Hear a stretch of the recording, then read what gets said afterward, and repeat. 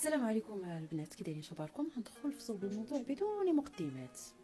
واحد الاخت معايا في المجموعه، الله يحسن عوانها الله يحسن عوانها، دعواتكم معها في هذه اللحظه، لان هي في هذه اللحظه عنده المخزن، لان الطريق ديالها طلقها في شهر 7، باقي ما كملاتش حتى العده ديالها.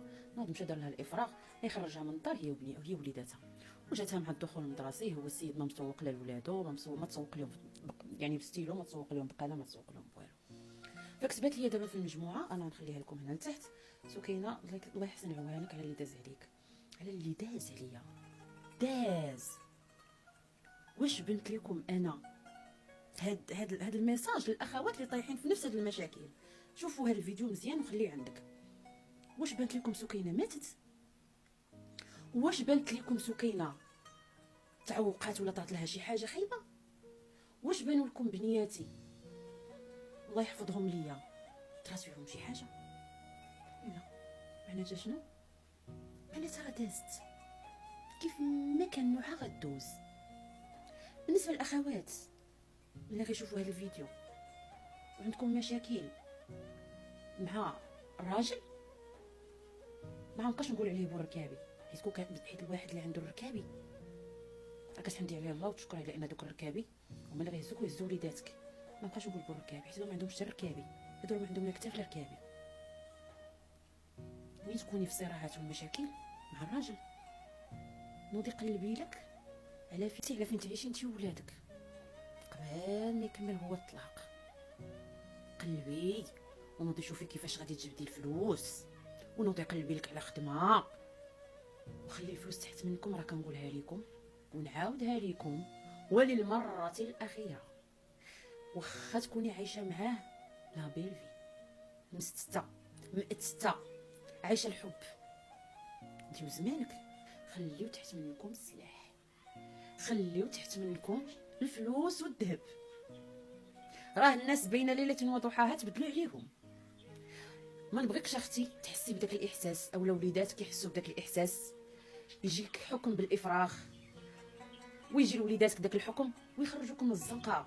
راه الناس باقي ما متيقينش ان واخا عندك الولاد نهار كيطلقك كيحكموا لك ب3 شهور سكن العده، وكيحطها لك هو في الصندوق، وكيهز الوثائق انه هو حط المبلغ لانه يرجع يطلقك. راه ما تيكملش داك الطلاق ملي كيكون الشقاق من طرف الراجل، ما كيكملش الطلاق الشقاق الا لما حط لك المتعه وسكن العده. وهو لانه هو سبحان الله العظيم ولد الخير والجود والكرم وراجل والنعم واب والنعم، ما كيرحمك لا انت لا ولادو، ما كيرحم لا عشره، ما كيرحم حتى شي حاجه. باش نكونوا فاهمين، اللي باقي ناعسين ليا على راه ما يديرهاش، يديرها حتى لا ما كانش غيديرها. اختو امو غتقولي سير ديرها، جيرانو المهم يديرها. كنا كنقولوا ما غيديرهاش، ويديرها اختي، ويعرفك انت ما عندك لا دار، ما عندك دوار، ما عندك مشروع، ما عندك طوموبيل، ما عندك حتى شي حاجه.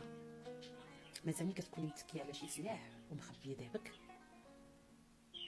هو تا كيقول راه طيحتها انت راكي متكيه على سلاحك. تفهمنا؟ يديرها. ها هي الاخت اليوم راه جالسه حتى هي، جا حكم بالافراغ، باغيين يخرجوها من الدار، وليداتها باقي صغار، وجاتها مع الدخول المدرسي والنفقه. ما نهضروا على النفقه. انا ما بقيتش كنهضر على هاد المواضيع، عرفتي علاش البنات؟ حيت ملي كنهضر على هاد المواضيع انا كنهضر على هاد المواضيع عليكم نتوما. اما انا راه كنقولها، انا زيت الدقه وزيتها والحمد لله انا باقي عايشه. خصنا ندير ما نحطوا في بالنا راه نحن نعيشوا بفضل الله، ما كنعيشوش بفضل البشر. يا والله كنا كنعيشوا بفضل البشر. يا الاكسجين يحيدوه لك من نيفك، ولكن الحمد لله نحن نعيشوا بفضل الله. واش انا من مور الطلاق اولا من مور ما خرجني انا والبنات من الدار بنت لكم مت؟ خديني اختي كمثال، راه شوفوا تجي كيف ما جات راه غدوز، تجي كيف ما جات غدوز. وقصحوا لحمكم الصدمات. قالت لي مسكينه، قالت لي تصدمت. علاش غتصدمي اختي؟ نتصدم انا منين تقلا صحتي ويخوى جيبي، نتصدم منين وليداتي تجيهم شي حاجه خايبه اللي ما عندها حتى شي حل غير الموت. اي حاجه في الدنيا جات مرحبا بها، كاع اللي كنت خايفه منه جاني، كاع اللي خفت منه انا في الدنيا جاني، ما بقى حتى شي حاجه كتخلعني. اللي بغات تجي مرحبا، اللي بغات تجي مرحبا بها. هكذا وليت عايشه والحمد لله ارتاحيت. شي ملي وليت عايشه بهذا المبدا اي حاجه كتجي عندها واحد الوقيته وكدوز. نهار اللي دار لي الافراغ ما تفقستش على راسي واش انا همي خربه، واش انا همي حيوط. تفقست على وليداتي، تفقست على بنياتي بالخصوص، ما عنديش الولاد انا عندي غير البنيات. تفقست على بناتي من هذه كانت دارهم، يعني كانوا عاشوا معنا في الكرا وكانوا تعذبوا معنا.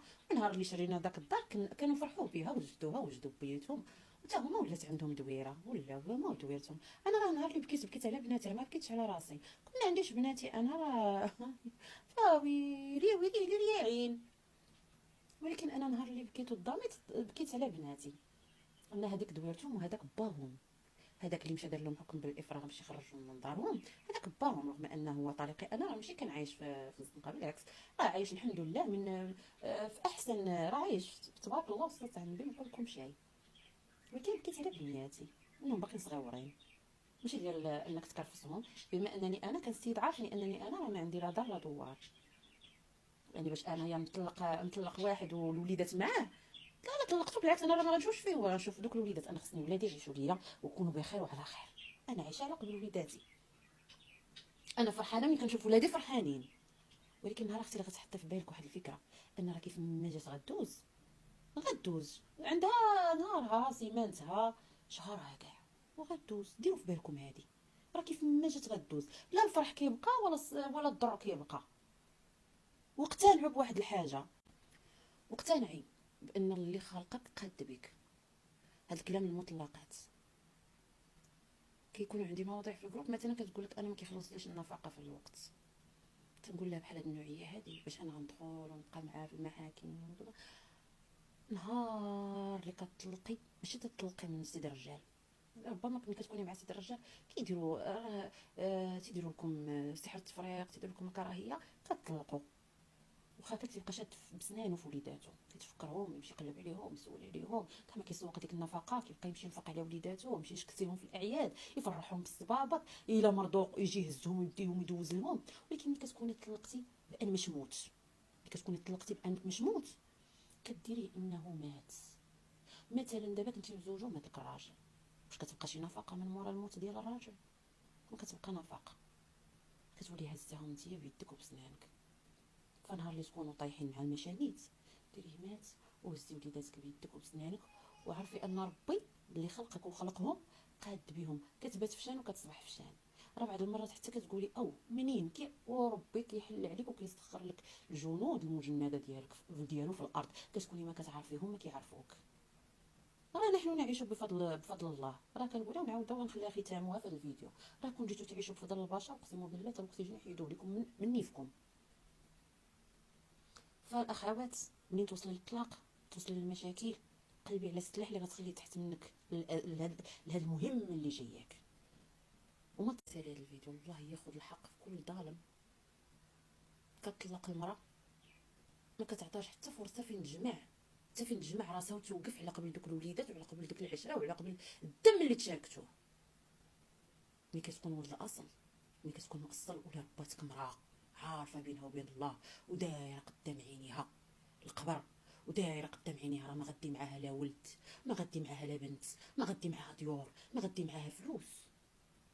ديك الام كتقول لي نحل الشيطان، طلقتي انت وياها حرام الرزق بيناتكم. تفاهم انت والسيده، خليها على الاقل غير حتى تجمع الوقفه من مورا الطلاق وهي غتخلي لك دارك. كتطلقها من هنا كيخرج لك الطلاق من هنا، كتمشي قانونيا ترفع عليها قضيه ديال الافراغ باش تخرج هي الوليدات للزنقه بواحد القانون اللي غيعطيك واحد 350. مثلا انا القانون عطاني 350 درهم ديال السكن، 350 درهم الا جينا نضربوها في 3 شحال 21000 ريال. نديرو انا راسي ما قارياش شنو فين نسكنك، فين غنسكن دوك الولاد، فين قرايتهم، فين دراستهم، فين الترونسبور، فين دواهم، فين مرضهم، فين لبسهم، فين عيادهم، فين كسوتهم، فين ماكلتهم، فين غلاء المعيشه اللي عايشين فيها دابا حاليا. الله ياخذ الحق. حيت اخويا ملي كتكون راجل وسيد الرجال، واخا طلقتي ديك السيده سيري بنت الناس، قلبي على راسك وقفي على رجلك، لقي خديمه وخلي لي داري حتى انا ما فيها باس. هذا سيد الرجال تطلقوا، ولكن مطلقين اياه، ولكن راه كاين واحد الحاجه اللي بيناتكم هي الوليدات. طلعي الوليدات حتى هما خصهم يمشيو من ديك الحاله اللي كانوا فيها يستقروا في واحد الحاله هي اللي زوينه. الله ياخذ